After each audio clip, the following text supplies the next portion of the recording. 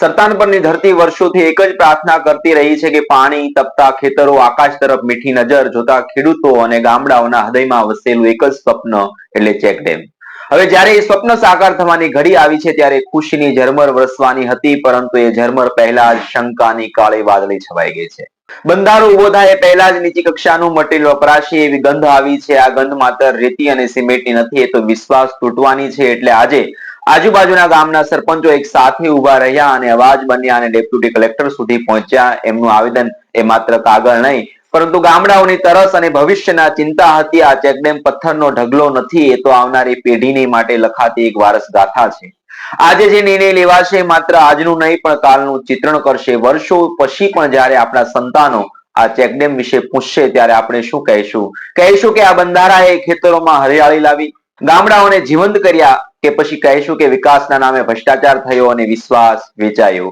સ્વપ્ન તૂટી ગયા, માનવી જતો રહે છે પણ તેની કરણી રહી જાય છે. જ્યારે આજે લેવાતો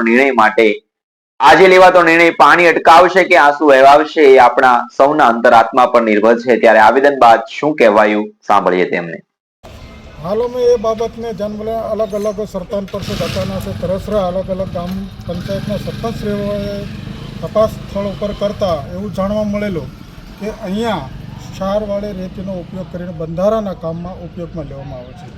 જો ક્ષારવાળી રેતીઓ કામમાં લેવામાં આવશે તો ગુણવત્તાયુક્ત કામ નહીં થાય અને આવનારા સમયમાં જે એની આયુષ મર્યાદા નક્કી કરવામાં આવશે સરકાર દ્વારા કે એના એન્જિનિયર દ્વારા, એ ગુણવત્તા પ્રમાણે એ આયુષ પ્રમાણે આ ચેક ડેમ ટકવાની કોઈપણ પ્રકારની શક્યતા રહે નહીં. આ બાબતને ધ્યાને લેતા આજ રોજ અમારા દ્વારા જાગૃત આગેવાનો અને વિવિધ ગામના સરપંચ દ્વારા પ્રાંત સાહેબ, પછી આરએનબીમાં અને ક્ષારાંકુશ વિભાગમાં પણ અલગ અલગ જગ્યાએ રજૂઆત કરી અને આવું જે કામ કરવામાં આવે છે નબળી ગુણવત્તાવાળું કામ રોકવામાં આવે. ટેસ્ટિંગ લેબોરેટરી વગેરે રેતી વાપરવામાં આવે, પાણી પણ વાપરવામાં આવે અને એની જે કંઈ ગુણવત્તાની જે કંઈ સાઇઝ, જે કંઈ સળિયા હોય, લોખંડ વાપરવાનું છે એની જે કંઈ સાઇઝ હોય, જે હોય એ પ્રમાણે જ વાપરવામાં આવે અને વર્ક ઓર્ડર પ્રમાણે કામ કરવામાં આવે એવી અમારી માગણી છે. ઘણા સમયથી તળાજા તાલુકાની અંદર જોઈએ તો કોઈપણ પ્રકારની ગુણવત્તાયુક્ત રોડ રસ્તા હોય કે ચેકડેમ હોય, કોઈ ગુણવત્તા જળવાતી નથી. ત્યારે કમિશન પ્રથા બંધ કરી અને સરકાર કામ પ્રથા શરૂ કરે એવી અમારી માગણી છે. કમિશન એટલે કમિશન આપ સૌ જાણો છો, જનતા જાણે છે, લોકો જાણે છે. કમિશન એટલે 5%, 10%, 7%. કોન્ટ્રાક્ટર કોઈને કોઈ અધિકારીને પૈસા આપે છે, ના તો કોઈ પદાધિકારીને પૈસા આપે છે, ડાઉનમાં નાખે છે. સરકાર નેગોશિએશન કરવાને બદલે અને પ્રશ્નોત્તરી કરવાને બદલે ટકાવારીમાં કામ કરી અને ભ્રષ્ટાચારને જે કંઈ વિકાસ દોડાવે છે એ કામ કરે છે. તમારા કોન્ટ્રાક્ટર સાથે વાત થઈ, એનું શું કહેવું છે?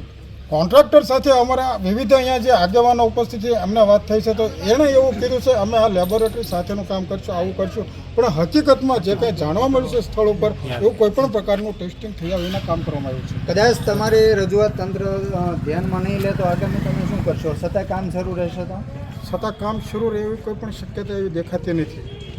આ જનતાના પૈસા છે, સરકાર પૈસા આપે છે, બજેટ આપે છે, જનતાના પૈસા છે. કોઈને બાપુજીની પેઢી નથી, કોઈને કોઈની જાગીર નથી. આ જનતાના પૈસા છે, જનતા ઈચ્છે અને સરકારનું જે કાંઈ બજેટ હોય એનો જે કંઈ ઢાંચો નક્કી કરવામાં આવેલો. પરની ગ્રામ પંચાયતની હદમાં તળાજા શેત્રુંજી ડેમમાં એક મોટો 30 થી 35 વર્ષથી અમે જે લોકો વાટ જોતા હતા એનો બંધારો બંધાઈ રહ્યો છે. ત્યારે અમે લોકો સ્થળ તપાસ કરવા ગયા અને સ્થળ ઉપર તારે નાથી રેતી જે વાપરવાની આવતી હતી, અમે એ લોકોએ કીધું કે આ રેતી તમારે લોકોને વાપરવાની નથી ભાઈ. એટલે અમને લોકોને એવું કહેવામાં આવ્યું કે આ રેતી અહીંથી લઈને અમારે સાળીને વાપરવાની છે. એટલે રેતીનું બિલકુલ ધૂળને ગારો જ હતો. એટલે અમે એ લોકો ના પાડી. એની અનુસંધાને અમે લોકો આજે સાર અંકુશમાં એની માહિતી માંગી છે અને પ્રાંત અધિકારી સાહેબને રિક્વેસ્ટ કરી છે કે આવું કાંઈ કામ ન થાય અને સારું ગુણવત્તાથી કામ થાય એવી અમારી ગણતરી છે. અને એક બીજા અમે શેત્રુંજી નદીમાં ત્રિવેણી સંગમનો જે ચેક ડેમ બનાવેલો હતો 12 થી 15 વર્ષ પહેલાં જે બનાવેલો હતો એ તૂટી ગયો છે. એની કોઈ મરામત થઈ નથી. જો 30 થી 35 વર્ષથી અમે આ વાટે હોય અને આ ચેક ડેમની જે આજ પરિસ્થિતિ થઈ હોય તો અમારા સરતનપર ગામની અંદર જે વર્ષો જૂની એક અમારી આશા હતી એ પૂર્ણ થવા જઈ રહી છે. ત્યારે તો આવું કાંઈ શું હોય તો અમે પાછા હતા એની આવી ઊભા રહી.